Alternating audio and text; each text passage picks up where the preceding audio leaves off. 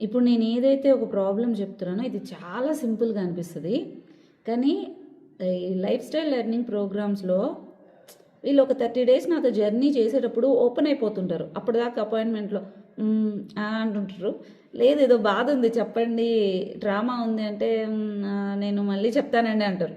ఈ 30 డేస్లో వీళ్ళు కొంచెం దగ్గర అయ్యాక నాకు చెప్పేస్తారు. ఎక్కువ ప్రాబ్లం ఏమొస్తుంది తెలుసా? కంపారిజన్. తోడి కోడలతోటో, అక్క చెల్లెలతోటో, కజిన్స్ తోటో, నీకంటే వాళ్ళకంటే ఈ అమ్మాయి అంటే కంటే అనేది ఎక్కువ చెప్తారు. నీకంటే బాగా చేసింది, నీకంటే బాగుంది, నీకంటే.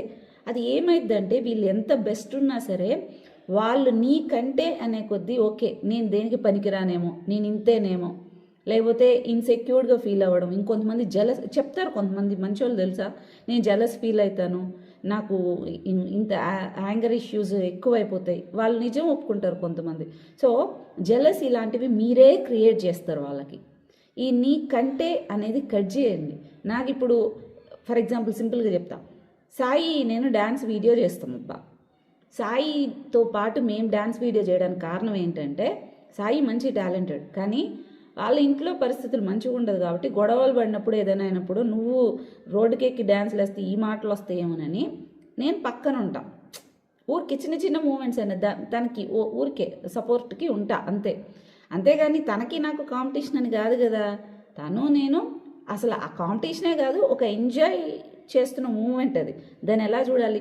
బాగుంది చూడముచ్చటగా అని పెడతారు కొంతమంది, బాగుంది ఇట్లా అంటారు కొంతమంది. ఏమన్నా సిరి గారు మీకంటే సాయి గారే వేస్తున్నారు, మీకంటే సాయి. అసలు నాకు నవ్వు వస్తుంది బేసిక్గా ఆ టైంలో. నాకంటే సాయి ఏడవేంది, అసలు నేనే వేశానని, సాయికి పక్కన కదా సపోర్ట్గా ఉన్నాను, ఒక మాట పడకూడదని, ఏంది వీళ్ళు ఇట్లా అని. ఆ తర్వాత నేను సాయి కూడా చూసుకున్నప్పుడు నవ్వుకుంటాం ఆ కమెంట్స్. ఇప్పుడు ఇద్దరము మేము ఒక ఫ్రెండ్లీ మేనర్లో ఉన్నాం కాబట్టి అది ప్రాబ్లమాటిక్గా ఉండదు.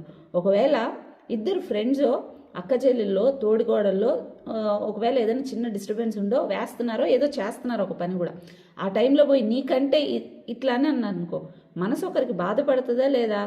వాళ్ళిద్దరిలో ఇద్దరు అగైనెస్ట్ అయిపోవడానికి కూడా అవకాశం ఉంది కదా. సో ముఖ్యంగా చిన్నప్పుడు నీకంటే అనేది ఎప్పుడు కూడా చిన్నపిల్లల ముందు కూడా అనకండి. అలా పెరుగుతున్న వాళ్ళు ఎట్లా అంటే ఇంకొకళ్ళ ముందు ఓపెన్ అవ్వడానికి మాట్లాడడానికి కూడా భయపడతారు, నేను సరిపోనేమో దీనికి ఇలాగ. ఇది చైల్డ్హుడ్ ట్రామాలో ఇది కూడా ఒకటి.